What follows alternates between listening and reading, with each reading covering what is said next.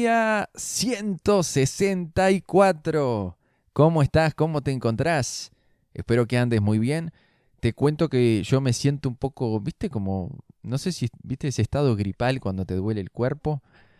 Bueno, así me siento en este momento.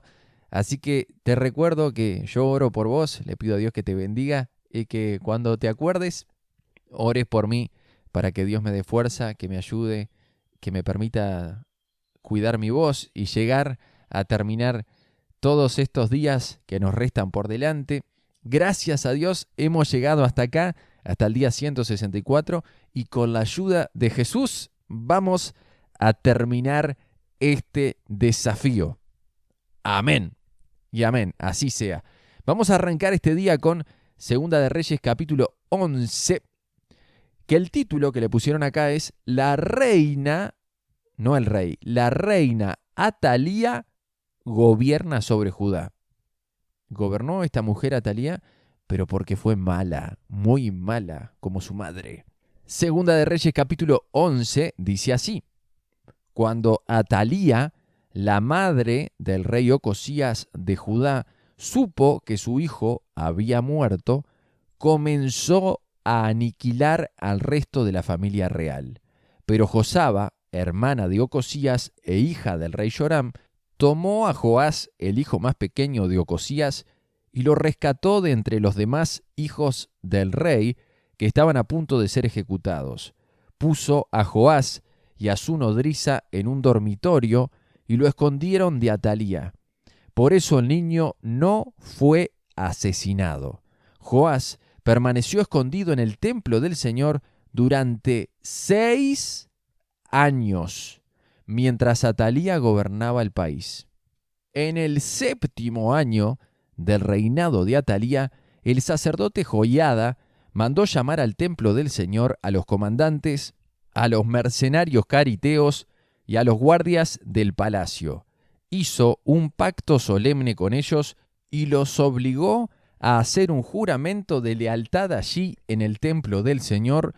Luego les mostró al hijo del rey. Joiada les dijo: tienen que hacer lo siguiente. Una tercera parte de ustedes, los que están de turno el día de descanso, vigilarán el palacio real. Otra tercera parte de ustedes hará guardia en la puerta sur, y la otra tercera parte lo hará detrás de la guardia del palacio. Los 3 grupos vigilarán el palacio. Los 2 grupos que están de turno el día de descanso guardarán al rey en el templo del Señor. Formen una escolta alrededor de él y tengan sus armas en la mano. Maten a cualquiera que intente penetrar las filas. Quédense junto al rey, vaya donde vaya.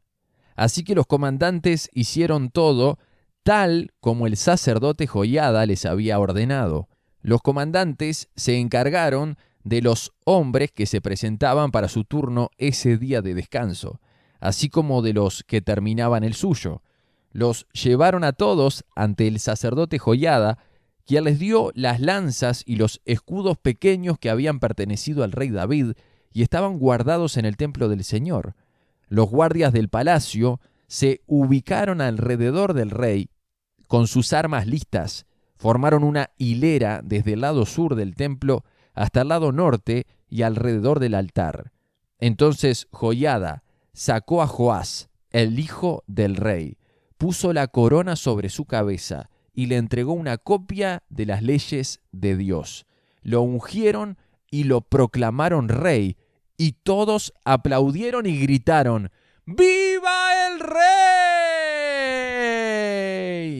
Cuando Atalía oyó el ruido que hacían los guardias del palacio y la gente, fue deprisa al templo del Señor para ver qué pasaba.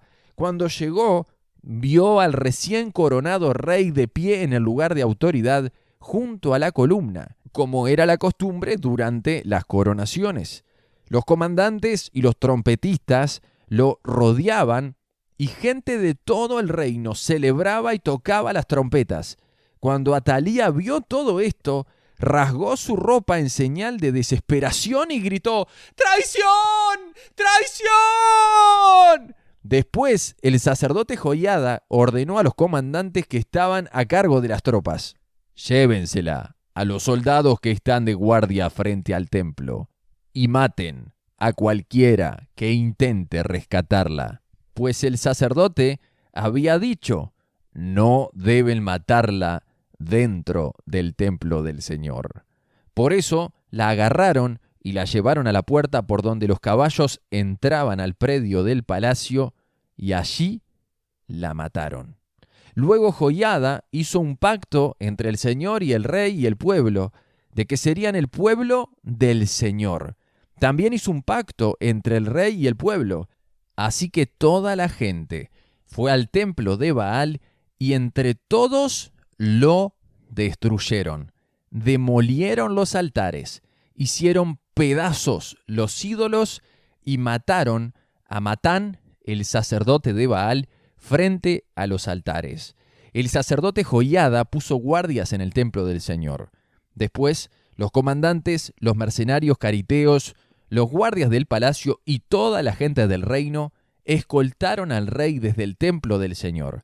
Pasaron por la puerta de la guardia y entraron al palacio, y el rey se sentó en el trono real.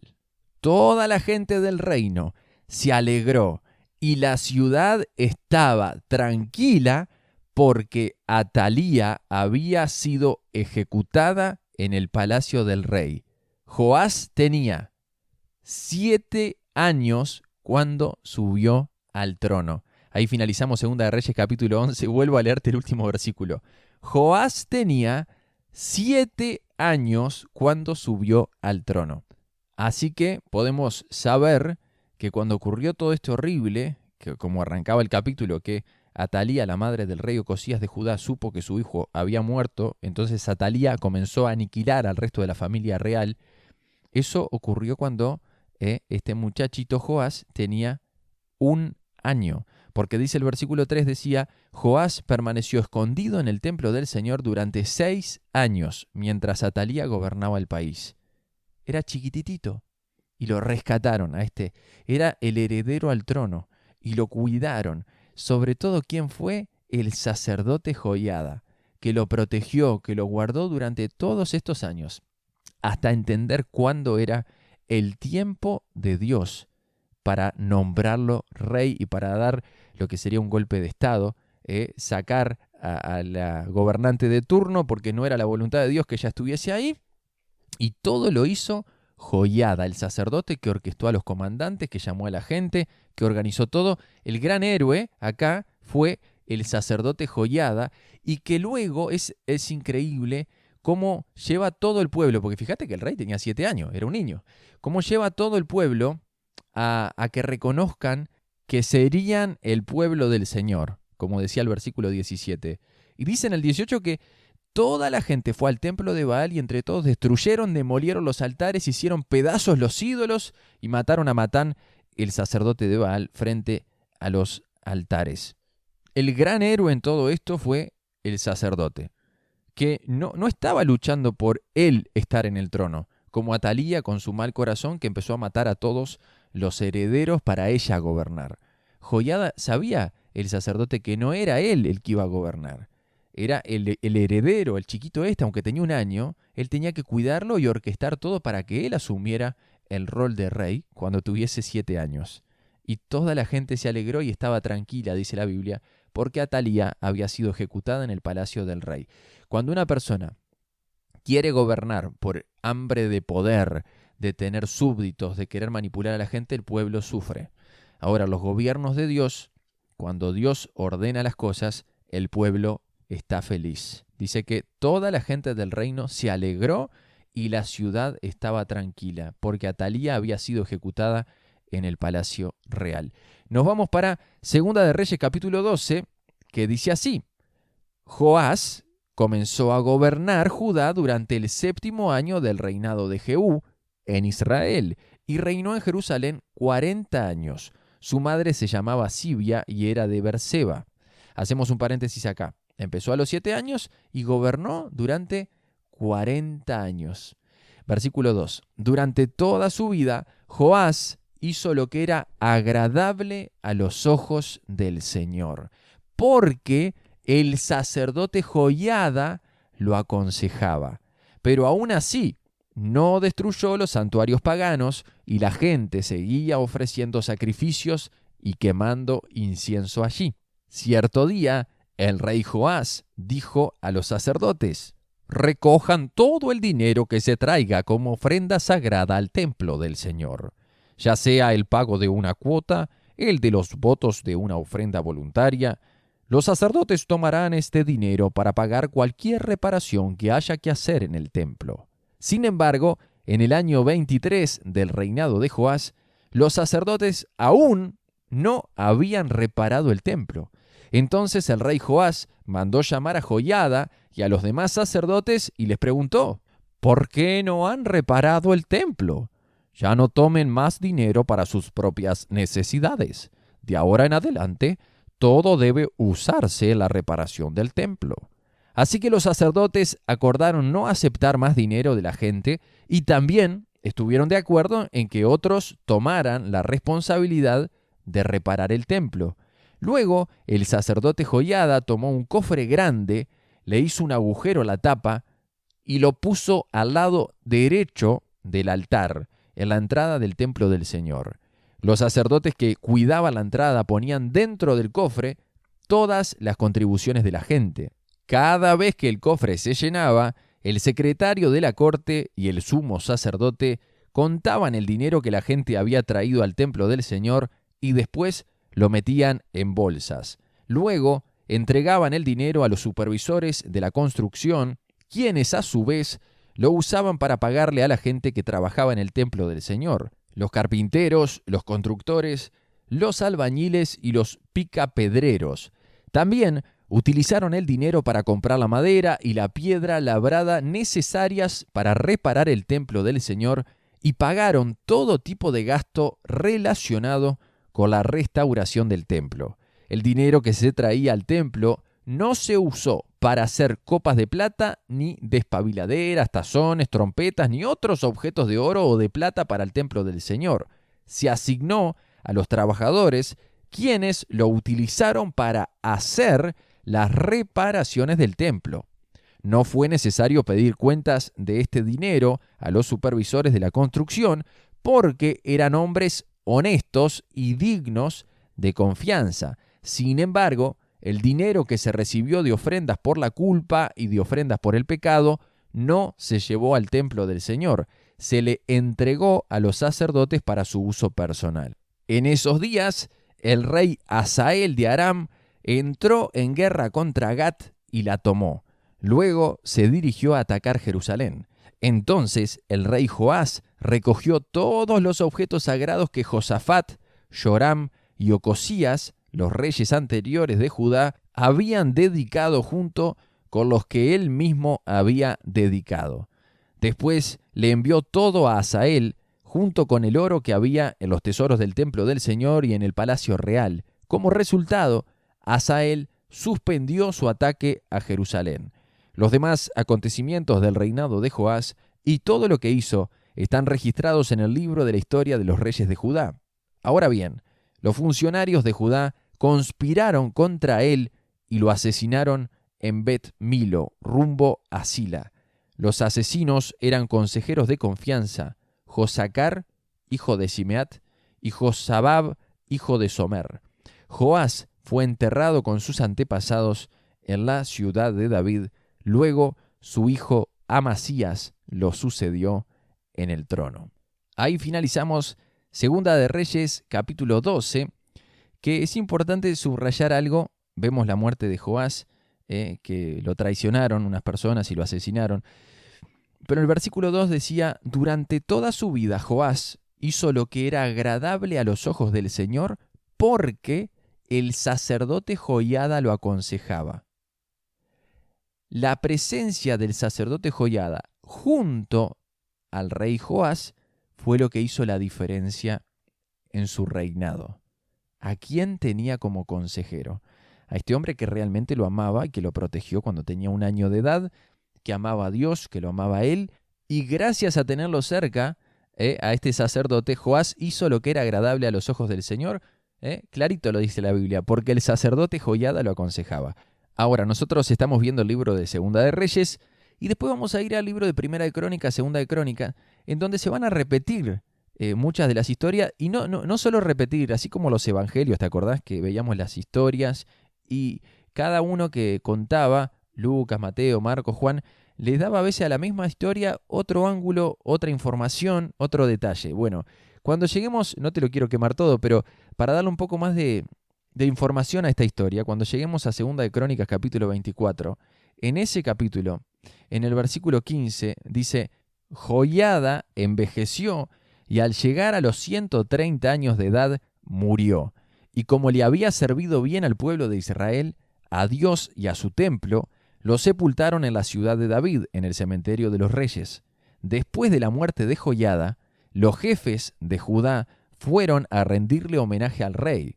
Ellos empezaron a darle malos consejos y muy pronto el rey y ellos se olvidaron del templo de Dios y volvieron a adorar las imágenes de Astarté y otros dioses falsos. Esto hizo que Dios se enojara mucho contra Judá y Jerusalén. Sin embargo, Dios les dio una oportunidad y les envió profetas. Ellos les advirtieron del mal que estaban haciendo para que volvieran a obedecer a Dios, pero nadie hizo caso. Te quería leer esto que complementa la historia, porque estamos hablando de la misma historia en ese libro de Segunda de Crónicas que vamos a ver, para ver la importancia que tuvo el sacerdote Joiada al lado del rey Joás. Mientras estuvo el sacerdote Joiada, Joás mantuvo derechito. Ahora, cuando se murió, se desestabilizó. ¿Cuántas personas son así? ¿Cuántas personas? Yo he visto personas que andan bien. Depende de al lado con quién están. Siempre nos va a influir al lado con quién estamos, ¿no? ¿Querés saber cómo va a ser tu futuro? Mira un poquito con la gente que te juntás, porque te van a llevar a hundirte o te van a impulsar a crecer y amar más a Dios. Y depende de con quién te juntás. Ahora, no puede ser que no era un niño. Tenía 40 y pico de años ya este Joás. No puede ser que se muera el sacerdote y no aprendió nada. A decir, bueno, voy a seguir los consejos de Joiada. Mientras él estuvo, amé a Dios y se empieza a juntar con otra gente y ya lo llevan para otro lado. No podemos ser así, como una hoja llevada por el viento de acá para allá. Tenemos que tener convicciones firmes. Vamos a amar a Dios, no a medias tintas. Vamos a jugárnosla por el Señor, a dar la vida por Él, a creer que no hay nada mejor que obedecerlo a Él. Es tremendo, ¿no? Mientras estuvo Joiada, Joás anduvo bien. Se muere y se desestabilizó, arrancó para cualquier lado. Vamos al libro de los Salmos. Salmos capítulo 59, que dice así: para el director del coro, Salmo de David, acerca de cuando Saúl envió soldados a vigilar la casa de David para matarlo. Cántese con la melodía de No destruyas. Hago un paréntesis acá. ¿Recordás ese momento? Cuando Saúl quería matar a David y mandó soldados a vigilar la casa de David. Y la esposa de David, ¿te acordás lo que hizo? Que en la cama de David puso unos almohadones y unas cosas para que pensaran que estaba acostado ahí, que estaba enfermo. ¿Te acordás todo eso?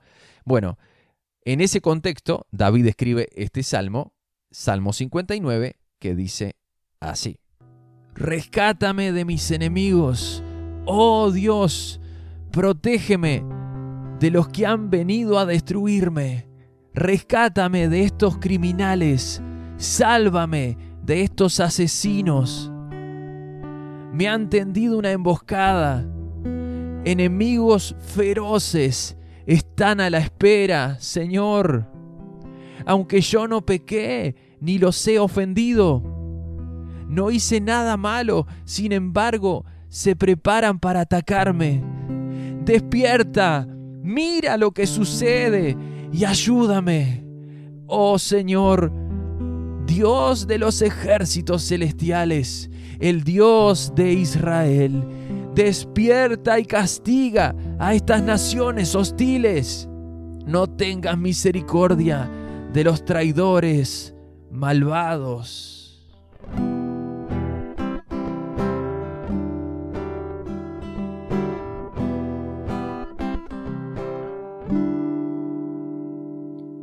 salen de noche, gruñendo como perros feroces mientras merodean por las calles. Escucha la basura que sale de sus bocas. Sus palabras cortan como espadas. Dicen con desdén: después de todo, ¿quién puede oírnos? Pero tú, Señor, te ríes de ellos, te burlas de las naciones hostiles. Tú eres mi fuerza, espero que me rescates, porque tú, oh Dios, eres mi fortaleza.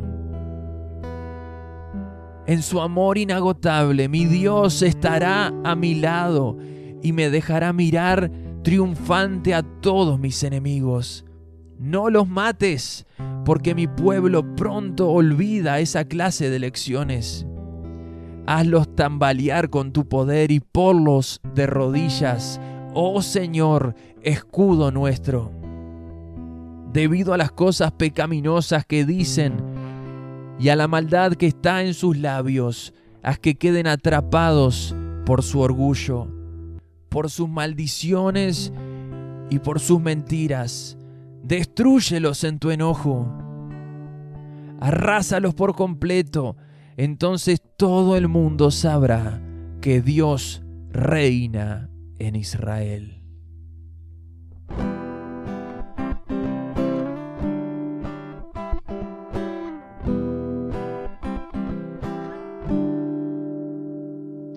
Mis enemigos salen de noche, gruñendo como perros feroces mientras merodean por las calles. Escarban en busca de comida, pero se van a dormir insatisfechos. En cuanto a mí, yo cantaré de tu poder cada mañana. Cantaré con alegría acerca de tu amor inagotable, pues tú has sido mi refugio, un lugar seguro cuando estoy angustiado. Oh fortaleza mía, a ti canto alabanzas, porque tú, oh Dios, eres mi refugio, el Dios que me demuestra amor inagotable. Ahí finaliza el Salmo 59.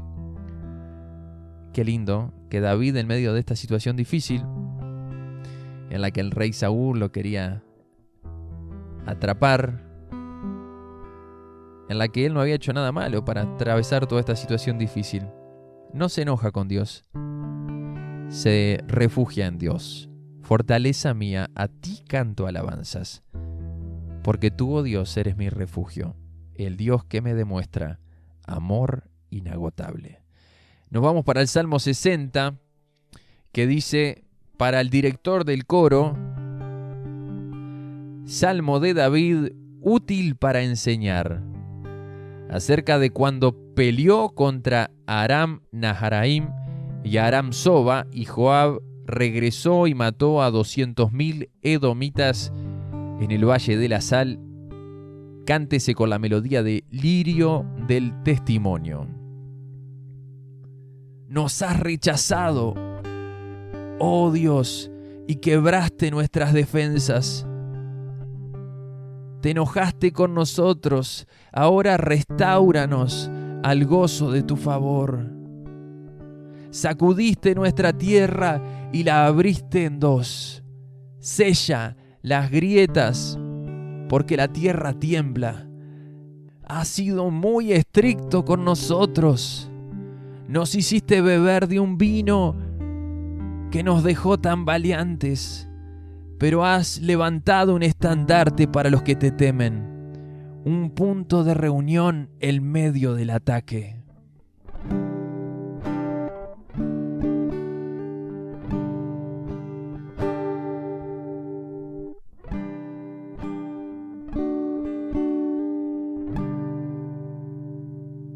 Rescata ahora a tu pueblo amado.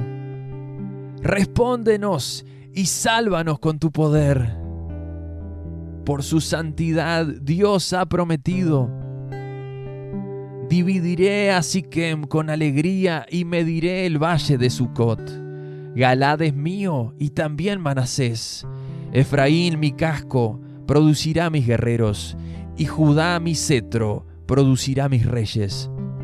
Pero Moab, mi lavamanos, se convertirá en mi siervo. Y sobre Edom me limpiaré los pies y gritaré triunfante sobre Filistea.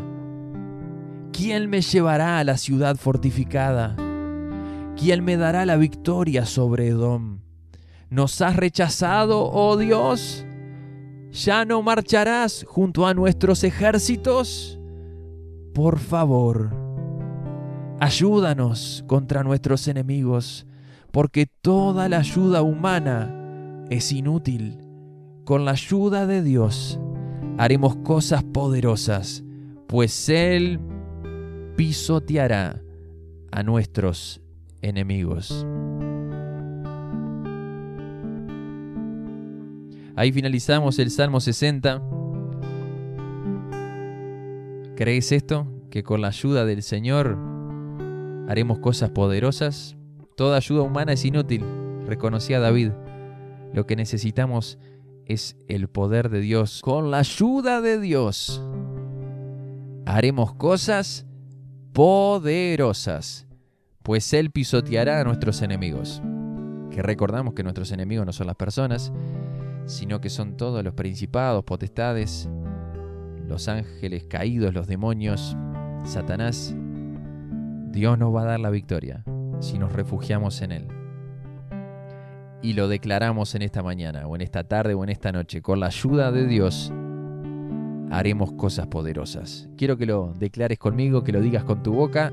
Con la ayuda de Dios haremos cosas poderosas. Una vez más. Con la ayuda de Dios haremos cosas poderosas. Amén. Que así sea.